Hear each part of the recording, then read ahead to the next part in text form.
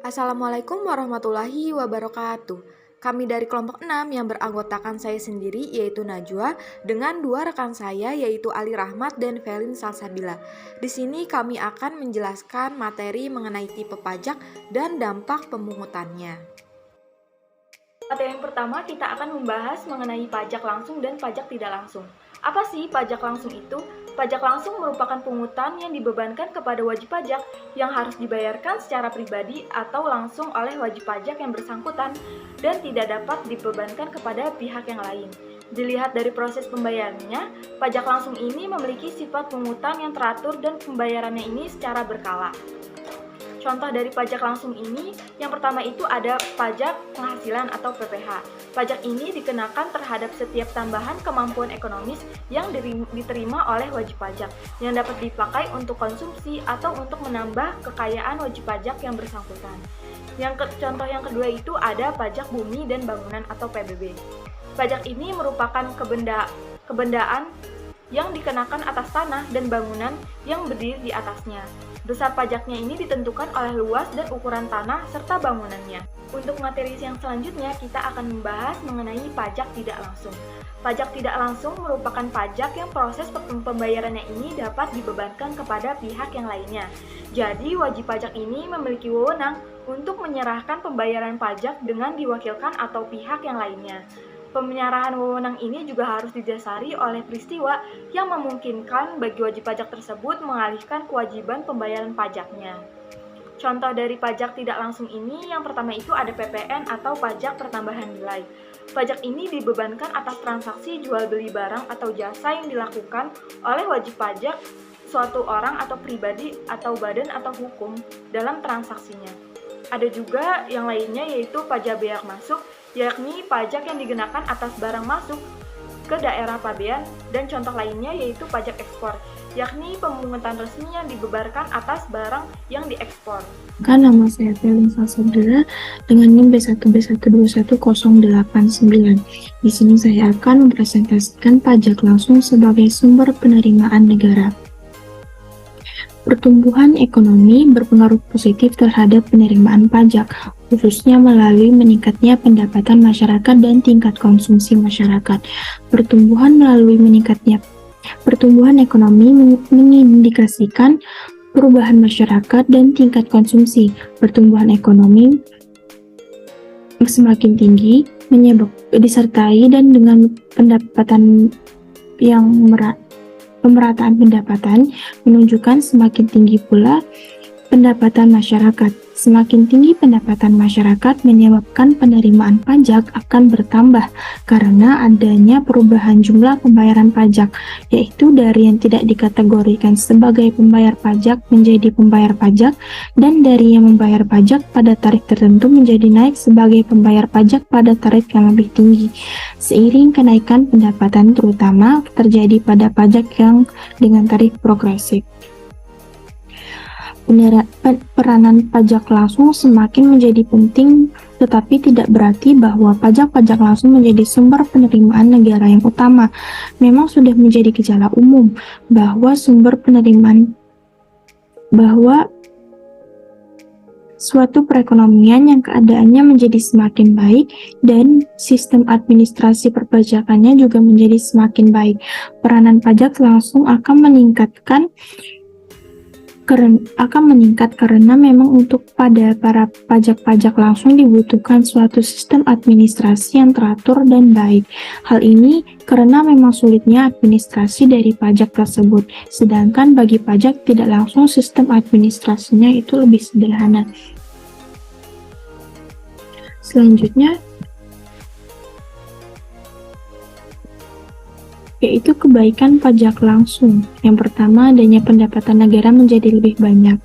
Seperti pajak penghasilan dan pajak perusahaan, kelebihan utama dari pajak langsung adalah pajak ini menghasilkan pendapatan yang lebih banyak dibandingkan dengan biaya pemungutannya.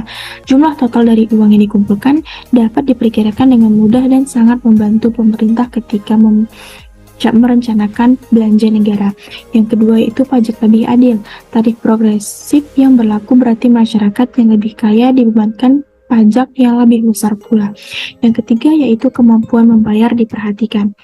Pajak langsung dibuat sedemikian rupa sehingga mereka dapat memperhitungkan kemampuan membayar pajak sebuah perusahaan atau seseorang. Jumlah tanggungannya dalam bentuk keluarga juga harus dapat diperhatikan. Selanjutnya, yaitu kekurangan pajak langsung. Yang pertama, orang enggan bekerja. Orang enggan bekerja karena tingkat pajak penghasilan yang tinggi dapat menyebabkan orang-orang malas atau kurangnya giat untuk dapat bekerja. Hal ini karena mereka mengetahui semakin besar jumlah penghasilan, maka semakin besar juga kenaikan pajak. Yang kedua yaitu mengurangi minat pembuka usaha. Tingkat atau tarif pajak yang tinggi mengakibatkan kecenderungan orang-orang untuk menghindari pajak dan mencari celah-celah hukum perpajakan yang berlaku. Tujuannya agar dapat memperkecil besar pajak yang harus dibayarkan. Yang ketiga yaitu penghindaran pajak. Keuntungan akan semakin berkurang untuk dapat diinvestasikan kembali sebab mereka harus membayar pajak perusahaan. Selanjutnya yaitu kebaikan pajak yang tidak langsung. Kebaikan pajak yang tidak langsung yaitu pertama biaya pemungutan lebih murah. Pada pajak yang tidak langsung dalam pengumpulannya itu lebih murah. Beban untuk mengumpulkan pajak ini ada pada para pengusaha yang memproduksi, agen dan pengeceran yang memungut pajak pertambahan nilai dan dari importir yang membayar bea masuknya. Yang kedua yaitu sebaran pajak yang lebih luas. Pajak tidak langsung dibayar oleh orang tua, muda pekerja, bahkan pengangguran saat mereka membeli barang atau menggunakan jasa. Yang ketiga yaitu teknik pemungutan sederhana tidak menyulitkan administrasi pajak. Yang keempat yaitu tujuan selektif dapat dipergunakan untuk tujuan yang lebih seperti pajak rokok atau mengurangi konsumsi rokok. Kekurangan pajak tidak langsung yaitu dipandang tidak adil. Karena pada dasarnya tarif yang dibebankan adalah regresif bukan progresif. Pajak ini justru dibebankan kepada orang-orang yang memiliki kemampuan ekonomi kurang karena tingkat atau nominal pajak yang dibayarkan sama dengan yang berpenghasilan tinggi. Yang kedua yaitu menimbulkan inflasi karena adanya pajak ini mengakibatkan harga barang-barang naik. Yang ketiga yaitu sebagai alat untuk mendorong peningkatan produksi. Selanjutnya, pajak langsung dan tidak langsung terhadap kesejahteraan konsumen. Untuk memperjelas persoalan ini, kita anggap saja bahwa ada seseorang konsumen yang tingkah lakunya dapat mewakili konsumen-konsumen lain sebagai pajak yang mewakili pendapatannya yang sama. Lebih lanjut lagi, kita anggap pula bahwa konsumen tidak akan berhenti membeli barang walaupun harga barang itu naik karena adanya penjualan. Kemudian misalnya ialah manakah yang lebih baik untuk dikenakan pajak penghasilan ataukah pajak penjualan. Hal ini kita nilai dengan melihat besar atau tingginya kepuasan yang hilang karena pengenaan pajak-pajak tersebut. Contohnya yaitu perhitungan dalam angka-angka. Maka kita misalkan saja bahwa mula-mula konsumen membeli barang X sebanyak 10 satuan dengan harga persatuannya yaitu 4.000. Sedang setelah ada kenaikan harga, maka kita misalkan konsumen membeli barang X sebanyak 8 satuan dengan harga persatuannya yaitu 6. Sedangkan ada kenaikan harga, maka jumlah pengeluarannya menjadi 48.000. Sedangkan kalau harga tidak naik tetapi ia membeli jumlah yang sama seperti setelah kenaikan harga yaitu 8 satuan, maka ia hanya mengeluarkan uang sebanyak 32.000. Selisih pengeluarannya itu sebanyak 16.000. Yaitu adalah besarnya beban pajak tidak langsung yang ditanggung oleh konsumen karena adanya banyak penjualan. Tentunya kita tidak akan berhenti di sini dan sebaiknya kita menanyakan mengapa pajak langsung dapat memberikan beban yang lebih ringan daripada pajak yang tidak langsung. Hal ini disebabkan karena konsumen tidak dapat menyebarkan atau membagi-bagi penurunan dalam tenaga belinya bagi semua macam halnya konsumsi atau ia dikenai pajak penjualan seperti pajak penghasilan. Dengan adanya pajak penghasilan, harga-harga barang tidak berubah sehingga pajak mengalami penurunan tenaga beli saja. Oleh karenanya, beban pajak penghasilan itu akan dapat disebarkan untuk sebagian besar barang-barang yang dikonsumsinya, sedangkan dalam hal pajak penjualan, tenaga beli akan berkurang dalam hubungannya dengan barang yang dikenakan pajak penjualan tersebut sehingga konsumsi akan mengadakan penyesuaian di sekitar harga yang lebih tinggi untuk barang tertentu itu. Apalagi kalau barang yang dikenai pajak penjualan itu adalah barang yang sangat dominan dalam daftar konsumsi konsumen, maka konsumen akan lebih merasakan beban pajak tersebut. Misalkan harga beras naik karena adanya pajak penjualan terhadap beras. Karena beras masih merupakan bagian pengeluaran yang besar dalam anggaran belanja rumah tangga, maka kenaikan harga beras akan sangat terasa bagi beban dan konsumen dan mendorong konsumen mengurangi konsumsi beras dan menggantikannya dengan bahan makanan pokok lain. Tetapi apabila pendapatan konsumen yang turun karena pajak, maka konsumen itu tidak harus mengurangi konsumsi berasnya, tetapi mendistribusikan beban ini dalam bentuk penurunan konsumsi atau berbagai macam barang yang ada dalam daftar konsumsinya. Perkenalkan, nama saya Ali Rahmat Simalango dengan NIM B1B1211082, jurusan Ilmu Pemerintahan. Saya akan mempresentasikan dampak pajak terhadap harga pasar dan keuntungan produsen. Dampak pajak terhadap keuntungan pasar dan produsen. Yang pertama, pengaruh pajak akan mengakibatkan harga barang ditawarkan semakin tinggi, karena harga barang sama dengan harga asli barang ditambah dengan pajak. Yang kedua, menyebabkan kurva penawaran bergeser ke kiri, sehingga jika kurva permintaan tidak bergeser. Tidak adanya permintaan menyebabkan menurunnya penawaran terhadap barang tersebut, sehingga kurva penawaran bernilai negatif atau bergeser ke kiri. Ketiga, hal ini akan membuat keseimbangan pasar bergeser ke kiri atas. Karena permintaan tidak ada dan penawaran menurun, sehingga barang tersebut selalu tersedia di pasar. Hal ini menyebabkan keseimbangan pasar bergeser ke arah atas atau positif.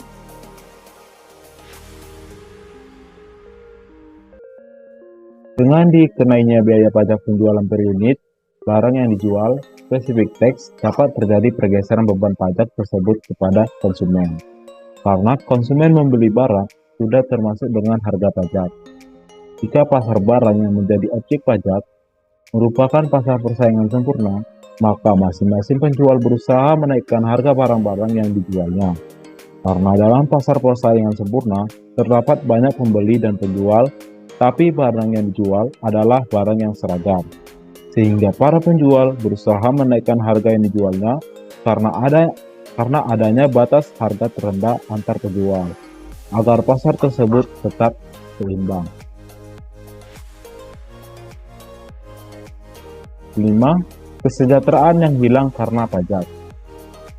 Kesejahteraan yang hilang karena pajak. Apabila suatu barang dikenakan pajak, maka harga yang dibayar konsumen lebih tinggi daripada harga yang diterima produsen atau penjual. Karena penjual harus memutar pajak kepada pemerintah.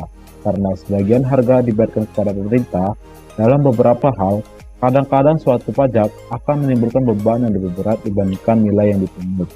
Seperti contohnya pajak mobil mewah yang dikenakan pajak melebihi nilai yang dipungut, bisa mencapai 200% dari PPN 10%. Setelah mendengarkan materi yang telah dipaparkan, dapat diambil kesimpulan bahwa pajak merupakan iuran wajib kepada negara berdasarkan undang-undang dengan tidak mendapatkan balas jasa kembali secara langsung. Saat ini pajak merupakan sumber utama dana untuk pembangunan karena hampir sebagian besar sumber penerimaan dalam APBN negara ini berasal dari pajak. Pajak merupakan pungutan yang dibebankan kepada warga negara yang bersifat memaksa. Pada umumnya, pajak ini dibayarkan oleh wajib pajak, dapat yang dibedakan dengan cara pemungutannya, yaitu pajak langsung dan juga pajak tidak langsung. Pajak ini sangat berpengaruh terhadap penjualan selalu penambahan harga yang ditawarkan, sehingga dapat memengaruhi penawaran serta permintaan dalam pasar. Baik, cukup sekian presentasi materi pada hari ini. Kurang lebihnya mohon maaf. Wassalamualaikum warahmatullahi wabarakatuh.